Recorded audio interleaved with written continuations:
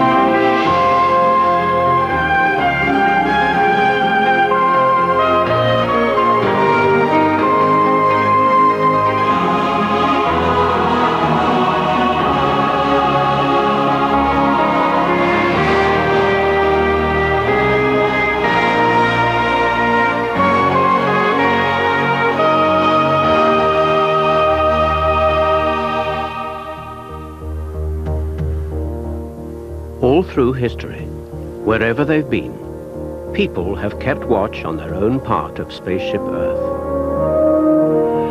And now the satellites scanning the planet can watch its green life everywhere. It's time to draw together the threads of the new global geography, but with proper humility. Evidence that present-day experts are not always as smart as they think comes from the high Andes, near Lake Titicaca.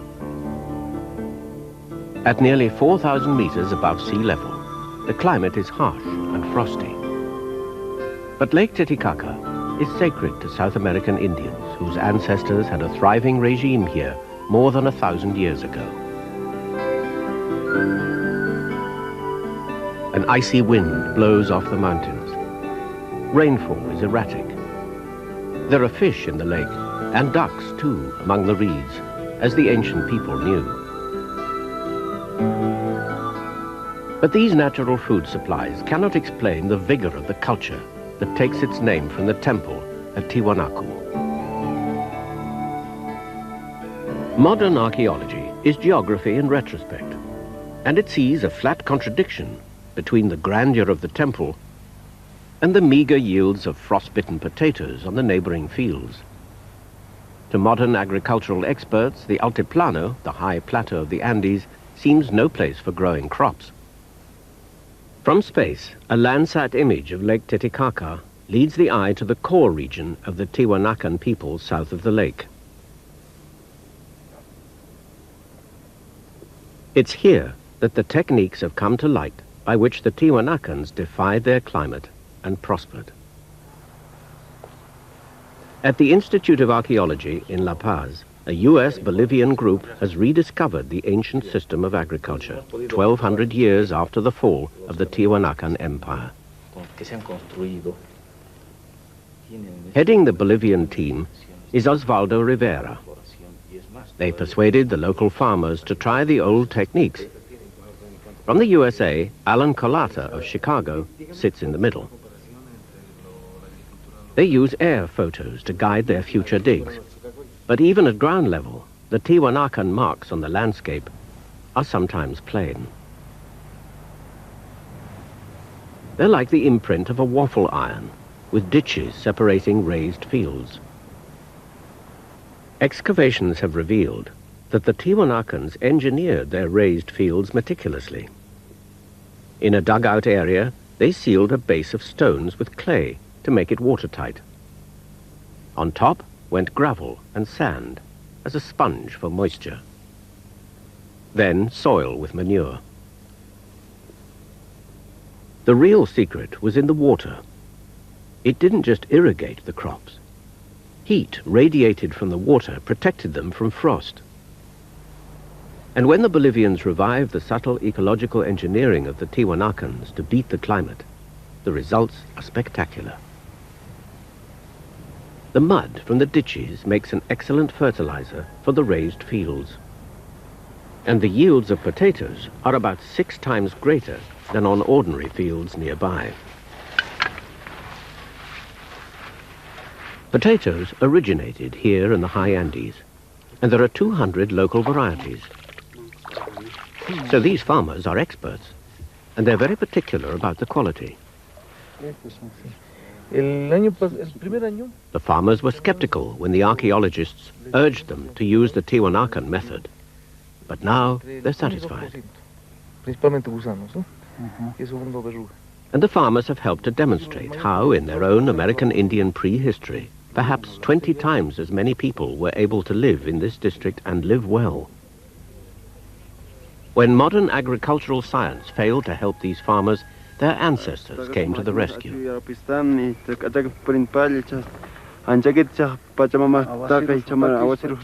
And for the bounty of the raised fields, it's time to give thanks to Pachamama, their earth goddess, with burnt offerings.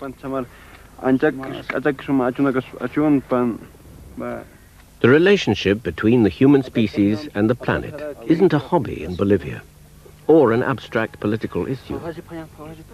It's a matter of life and death, in a land where poverty cuts life expectancy by 20 years, compared with richer countries. Each human culture strikes its own life and death bargain with nature.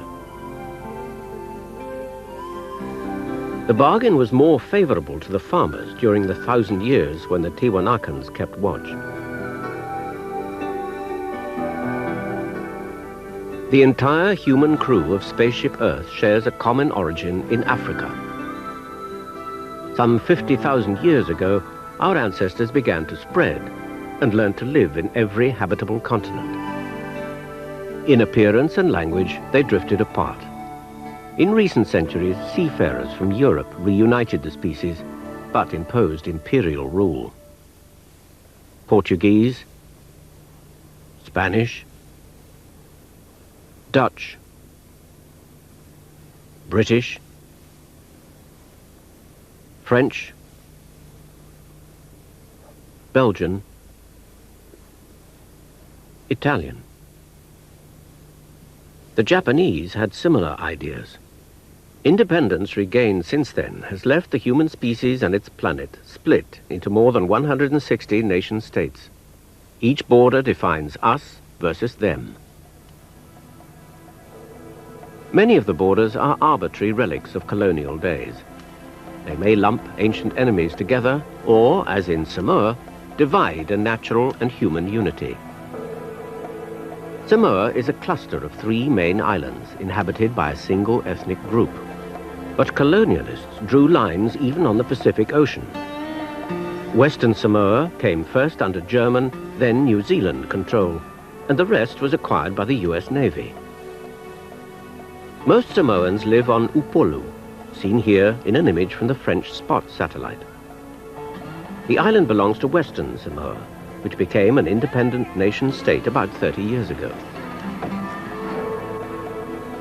Samoans here are glad to run their own affairs, even though their traditional economic system leaves them on the fringe of the global economy.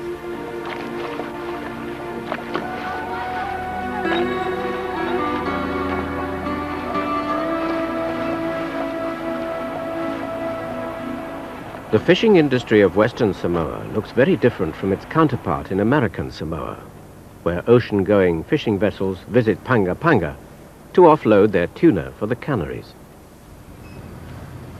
American Samoa remains under the control of Washington. The people in the 2 countries are indistinguishable, except that here, in Western Samoa, they're less well off. Just across the water, the American Samoans long ago exchanged independence for jobs and a small share in the riches of the USA, though as second-class Americans, nationals, not citizens. In their hearts, they're still as Samoan as their architecture. Those lines on the sea are invisible, but on land, some national borders are plain even from space. In this Landsat image, huge fields are typical of Soviet farming, while the Chinese prefer them small. Here, 2 different cultures treat the same landscape differently. Elsewhere, the use of land may be similar on both sides. Here, it's arid rangeland. But a well-vegetated strip where grazing animals are banned makes this border obvious. The square farms of the USA press right up to the border and so draw the line themselves. A very peaceful border, this one, but others are often the scene of conflict and tension as nation-states contend for possession of pieces of Spaceship Earth. During the Cold War, Germany was divided. Notice again the large fields on the former communist side. Europeans invented the modern nation-state, and early in the 19th century, national borders had reduced their small continent to penny packets. Internal unifications and two terrible world wars redrew the map. Sickened by conflict and wanting a stronger economy, the Europeans have begun disinventing the nation-state as the European community opens the borders between former enemies. Us versus them takes many forms. Christianity and Islam have long contended for the soul of the world as if they were religious superpowers. The human breakout into space was largely spurred on by US-Soviet animosity. Most satellites serve military purposes, and even civilian exploits in space became an emblem of superpower status. And the desire of the USA and the Soviet Union to watch each other's military and economic activities prompted the development of Earth-observing spy satellites. As part of the apparatus of a possible global nuclear war, the satellites themselves and their ground links became targets. Though far less powerful, civilian satellites can also look anywhere. A pair of images from a Soviet satellite gave a 3D view of mountains in Iraq. In the northeast of Iraq, in a region where aircraft were prohibited, scientists at University College London simulated an overflight using satellite data.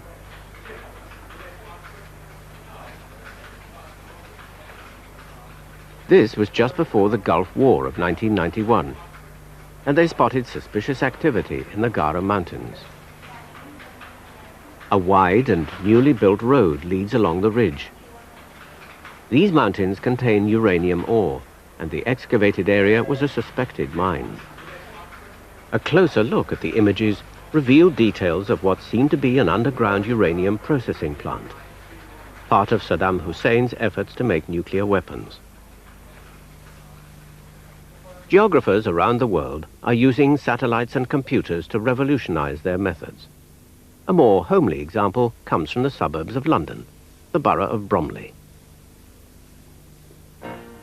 At the edge of England's capital city, Bromley too is under the eyes of the satellites.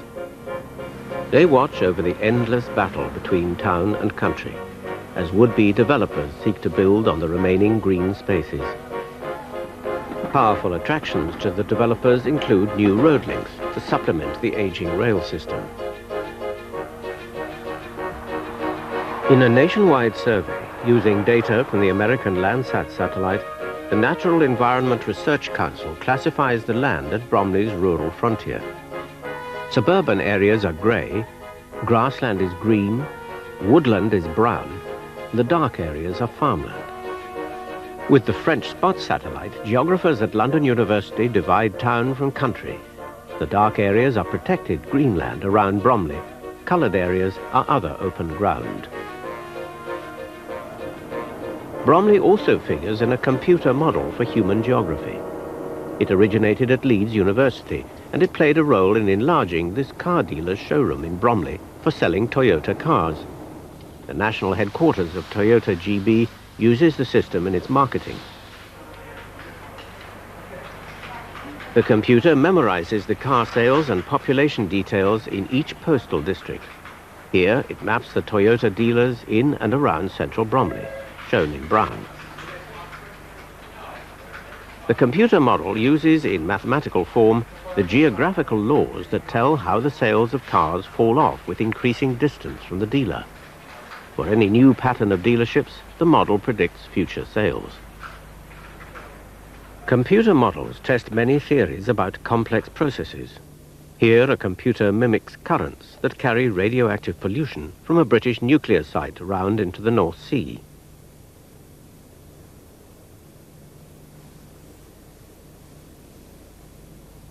Around Antarctica, the currents and eddies of the Southern Ocean whirl realistically in a computer model, here off South Africa. The models of the global atmosphere applied to weather forecasts set a high standard of excellence. For the computer, hurricane-force winds are just so much high-speed arithmetic. But the models aren't so brilliant yet in handling the long-term habits of weather, the climate. Seasonal variations in cloud cover, now seen from space, typify the climate. In the Indian subcontinent, they're a matter of life and death for 20% of all human beings. Each summer, winds from the ocean bring the monsoon rains. During June and July, the monsoon spreads gradually northwards across India and adjoining countries.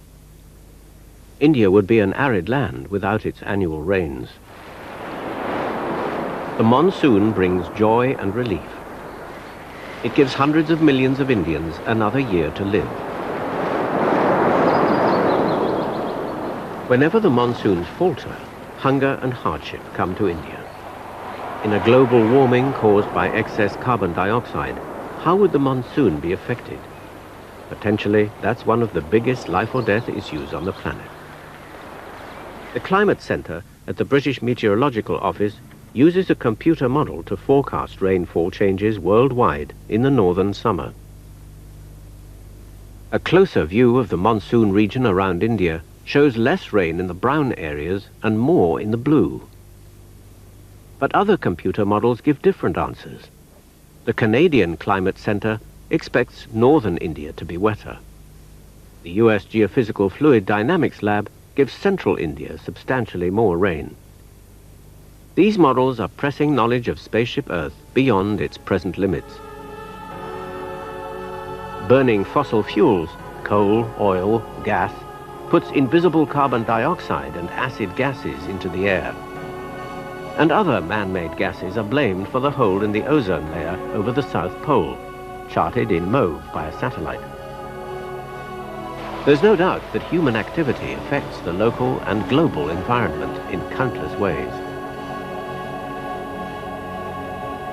To observe and measure the human impact is a major task for global geography.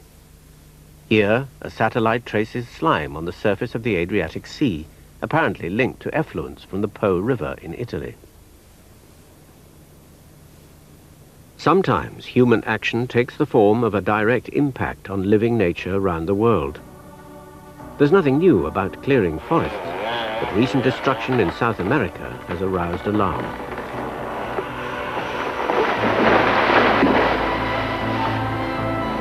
Estimates of the rate of loss have varied widely.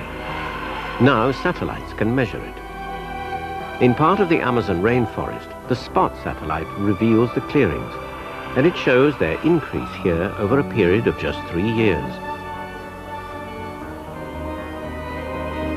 Human action is changing the map of the world in the Soviet Union with the Aral Sea. This used to be a rich source of fish, but now the Aral Sea is drying out. Irrigation schemes have robbed the rivers that supply it. Images from space chart the decline of an inland sea that was once as large as Ireland. It's not clear to what extent such human actions affect the basic life support systems of Spaceship Earth. The difficulties with modeling the monsoons emphasize uncertainties about the parts of the system and how they work. Satellites are reducing the uncertainties. Before the International Satellite Cloud Climatology Project, knowledge of the Earth's cloud cover was vague. Now, a NASA computer can simulate a flight over and under the clouds based on the data from space.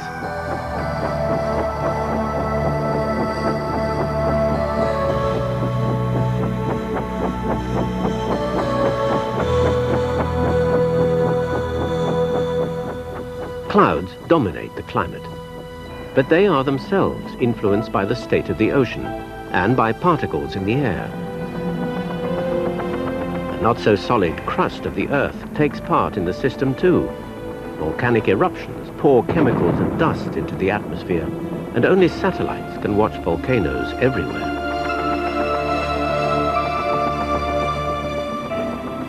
Severe storms destroy forests and wildlife as well as buildings. And again, the satellites provide the global view, spanning the oceans as well as the land.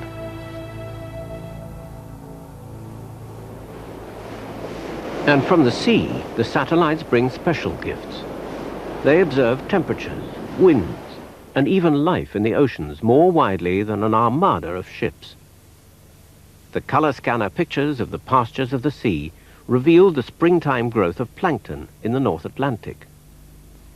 Counterparts over the land are weather satellites that measure vegetation growth. Putting both kinds of space data together, NASA produced the first complete portrait of the living Earth. What opportunities here for the new global geography to examine the wonderfully intricate workings of Spaceship Earth. But to get the full value from present and future satellites will require more studies near and on the ground. This experiment in Kansas analyzed the prairies growing grass just when satellites were passing overhead. It confirmed and strengthened the scientists' interpretations of the satellite data.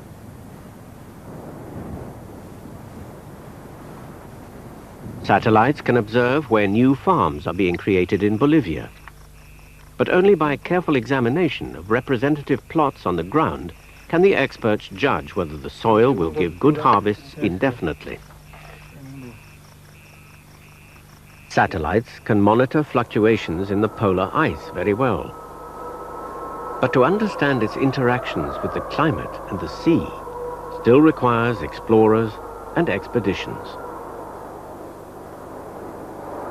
Geography is the integrating science that relates the physical world and living nature to the human factor. The Earth at night, observed from space, shows bright, rich cities contrasting with the dark, poor regions.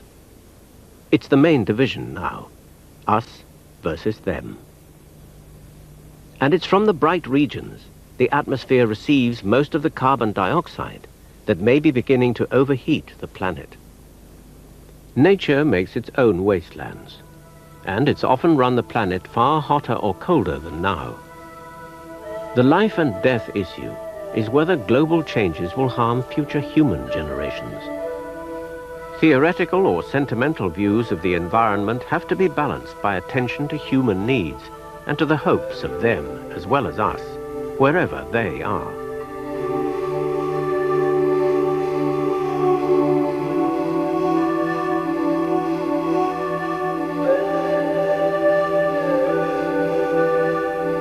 In Bangladesh, the SPOT satellite maps the drastic changes to river courses during recent floods. What the river child needs is disease-free water to drink, a school to go to, and properly managed rivers.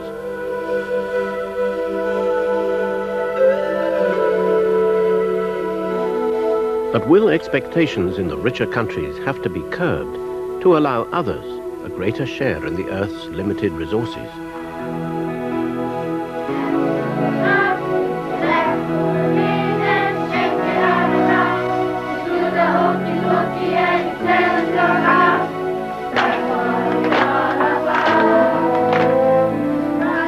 Can the Earth promise a prosperous life for all future human generations? That's the practical test of the state of the environment.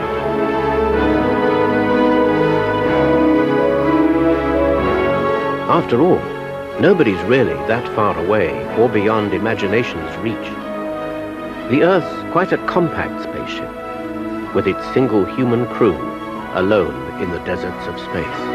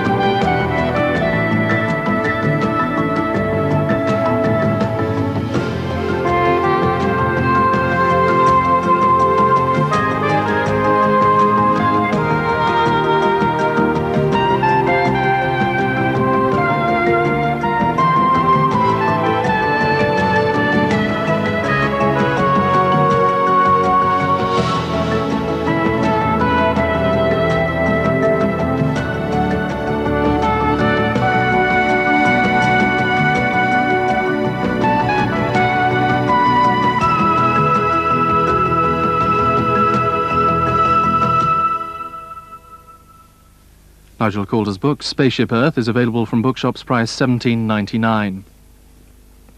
You may also like to know that a special supplement devoted to Spaceship Earth appeared in a recent edition of the Geographical magazine. For a copy, please send a cheque or postal order for £1.50, payable to Channel 4, to Spaceship Earth, PO Box 4000, London W3 6XJ. Next Thursday at 8 o'clock, a new 6-part series begins in which wildlife artist Bruce Pearson sets up studio in a variety of locations to paint a birdscape. America produces 500 million tons of toxic waste every year, 10 times more than any other nation, yet much of it is legally exported to developing countries. You want it to be buried in America, or do you want it to be sold in a third world country? Which would you prefer? It's a growing business reaping millions of dollars in profits, but this environmental crime causes immeasurable harm to those poorer nations. This week's Fragile Earth explores the turning of the Earth into a global dumping ground, Sunday at 7 on 4. And on Channel 4 in just a few minutes, the cruelties of the Crystal Maze. On ITV shortly, part 2 of the This Week investigation into cover-up at Chernobyl.